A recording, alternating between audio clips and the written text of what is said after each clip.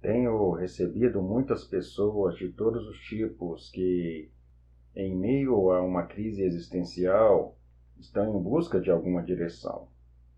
Algumas delas são muito bem-sucedidas. Outras conquistaram fama, poder e muito dinheiro. No que diz respeito a bens materiais e sociais, elas conquistaram tudo o que um ser humano gostaria e poderia conquistar neste mundo, mas ainda assim sentem-se vazias e insatisfeitas. Receba a todos, independentemente da história de vida, honrando a sua atitude, pois há que se ter muita coragem e disposição para encarar a verdade. Há que se ter a disposição para voltar-se para dentro, assim como houve a disposição de mover-se para fora. Estando no ponto em que nada satisfaz ou suficientemente frustrado com o mundo, assim como o Siddhartha Gautama, o Buda, se frustrou com o seu palácio e toda a sua riqueza, você está próximo de uma grande mudança. Somente quando se está cansado do mundo é possível mover-se do irreal para o real, pois é preciso muita coragem e disposição para fechar os olhos e desligar-se do mundo externo. A jornada é interna. Quando digo que o real nasce da plenitude, quero dizer que isso acontece quando, de fato, encontramos esse ponto dentro de nós, ou seja, quando o propósito da alma interno se manifesta externamente. Enquanto não tocamos esse núcleo dentro de nós, tudo aquilo que produzimos é para fugir ou para nos proteger de alguma coisa. Aqueles que, de alguma forma, são chacoalhados e passam a questionar o sentido da vida, começam a voltar-se para dentro. Tendo sido realmente tocado pelo mistério da vida, cuja essência é a constante transformação e a expansão da consciência, você se sente impelido a mover-se em direção a ele. É como se você ouvisse um chamado misterioso que o leva a buscar algo maior, algo que está além da realização material. Quando isso acontece, inicia-se uma longa jornada de autoconhecimento que o conduz ao reencontro com sua verdadeira identidade e, consequentemente, à revelação do seu propósito. Muitos, porém, passam pela vida sem ouvir esse chamado interno, que está sempre convidando para seguir o caminho do coração.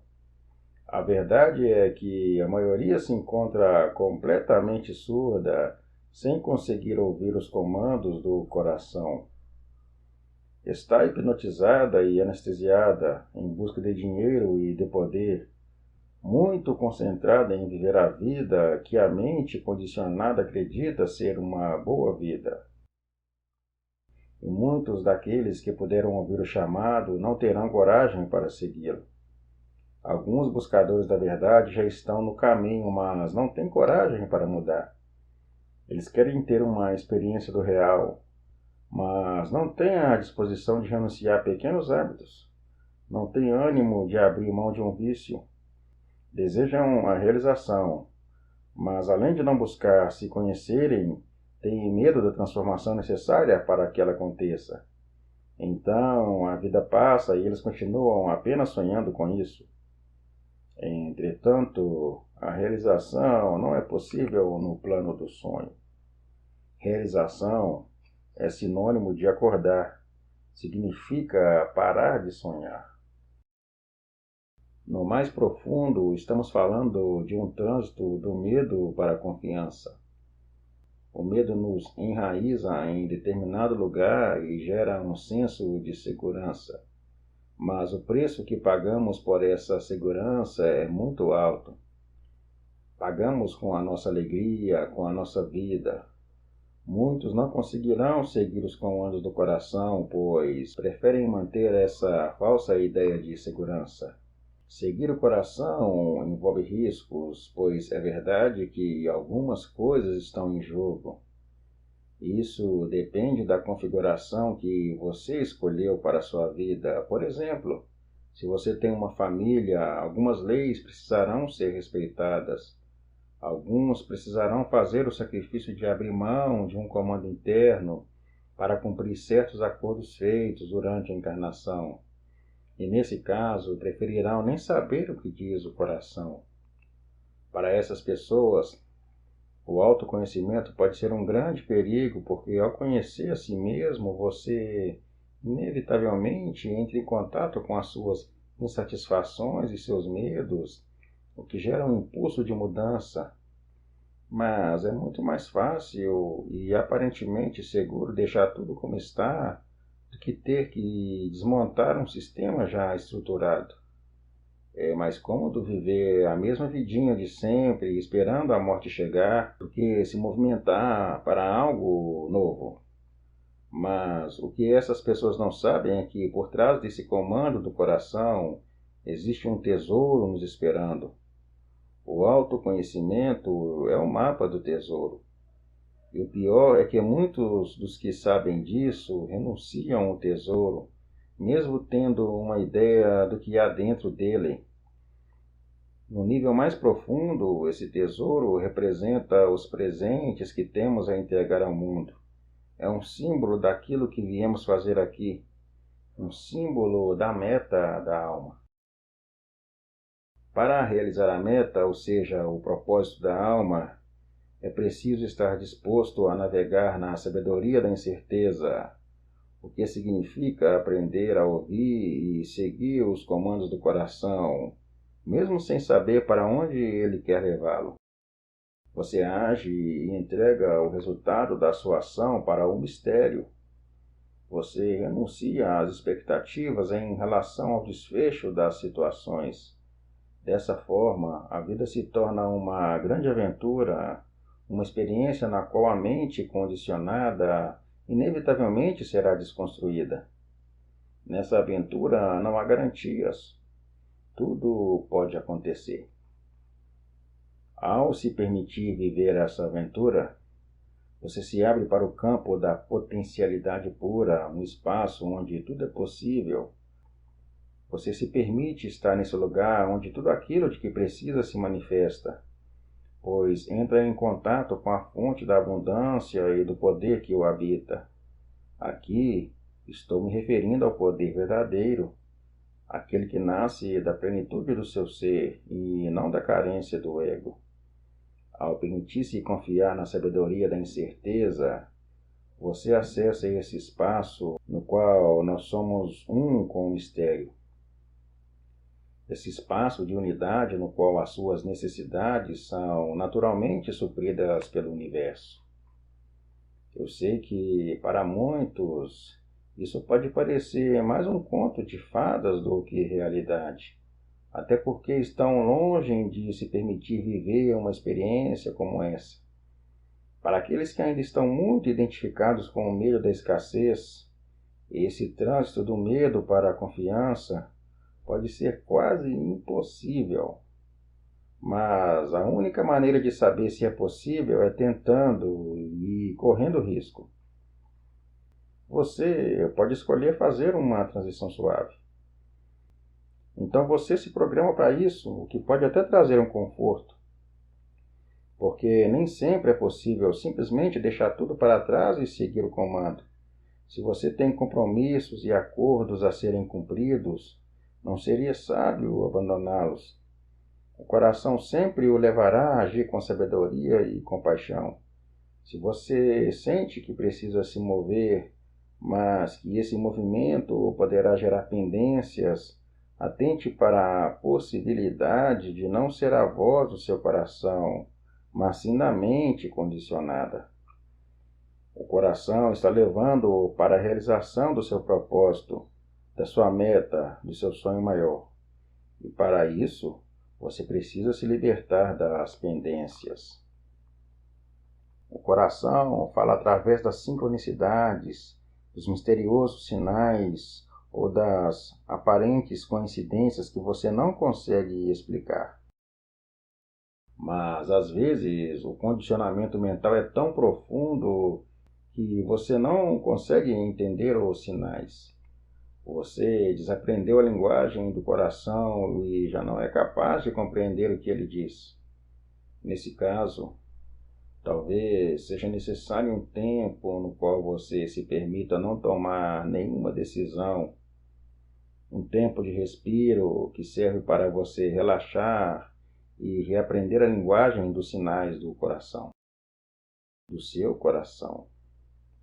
Vamos supor que você tenha ouvido um comando, prestado atenção aos sinais da vida e decidido seguir por determinado caminho.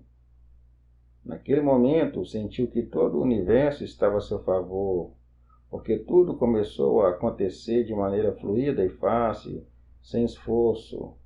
Então você teve certeza de que esse era o caminho certo. Mas no meio desse caminho acontece uma coisa, um acidente ou algo que o deixa abatido. Nessa hora você se questiona, será que eu escolhi o caminho errado? Não necessariamente. É natural que, estando no caminho do coração, alguns obstáculos e desafios surjam, e isso não significa que a sua escolha tenha sido equivocada. E a prova disso é justamente o fato de, no início, todo o universo ter conspirado a seu favor. Como disse há pouco, para realizar o propósito da sua alma se faz necessário estar liberado, pelo menos até certo ponto, de pendências. Se o coração nos leva às vezes para a direita, às vezes para a esquerda, é porque num desses caminhos há algum aprendizado para nós. Naquele lugar existe algo para ser integrado, compreendido e curado. O coração nos guia por determinada estrada exatamente para que as purificações necessárias aconteçam e possamos estar prontos para a realização da meta maior. Mas esse processo de liberação pode ser bastante desagradável, então você se revolta, se fecha e cai na armadilha da dúvida. O que ocorre é que, para ter coragem de seguir um caminho desconhecido, você precisa juntar todas as forças disponíveis. Precisa de toda a confiança e disposição para ir além do medo. Então, nesse momento, se você estiver realmente pronto, o universo o ajuda a dar o primeiro passo e você vive um momento luminoso no qual tudo fluiu de forma mais perfeita possível. Até que um processo de purificação se inicia e, novamente, você se sente inseguro, confuso e perdido. Tudo parece estar errado e você é tomado por um profundo ceticismo. Nesse momento, você se fecha até que possa amadurecer o suficiente para compreender que essa situação que causou dúvida e sofrimento faz parte da purificação. E ao chegar nessa compreensão, você sente todo o universo a seu favor. E mais uma vez se sente abençoado e tudo flui. Com esse processo, você se aproxima um pouco mais do baú de diamantes, mas logo chega um novo desafio. Assim é a vida. O momento mais escuro da noite é aquele que acontece à chegada da luz. O momento mais frio da noite é aquele que antecede a chegada do sol. É assim que funciona neste plano. Mas tudo isso é uma conspiração amorosa do universo para fortalecer a sua confiança e a sua vontade. Lembro-me agora da época em que eu saía muito cedo para meditar e esperar o sol nascer. Então o frio e uma nuvem de pernilongos chegavam com força e tudo que eu queria era sair correndo dali. Mas eu ia insistindo, ia ficando, até que o esplendor do nascer do sol vinha para levar o frio e os pernilongos embora. Valeu a pena. Outro exemplo que descreve bem os altos e baixos do percurso do caminho do coração é quando você passa por uma profunda crise existencial e com isso tem o ímpeto de se entregar para a vida espiritual. Você observa que a maneira como está vivendo não faz mais sentido e resolve deixar tudo para ir viver num ashram, uma comunidade espiritual. Ao chegar nesse lugar dedicado ao Espírito, você percebe a luz, o amor e a paz que vibram no local. Sente que encontrou o seu lugar. Então, começa a se dedicar às práticas espirituais, sente-se em paz, encaixado e até decide tornar-se celibatário. Mas com o tempo, os desafios de relacionamento começam a surgir e você começa a ter vontade de fazer outras atividades. Isso leva a um conflito interno. Você achou que já estava pronto para renunciar ao mundo, mas ainda tem desejos. Ainda tem dificuldade de se relacionar de forma construtiva. O ashram é, sobretudo, uma casa da verdade.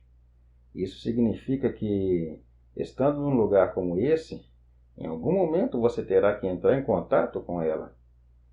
Caso esteja nesse lugar para fugir de alguma coisa, cedo ou tarde, o motivo pelo qual está fugindo irá se manifestar de uma forma ainda mais intensa, porque nesse lugar tudo fica mais definido.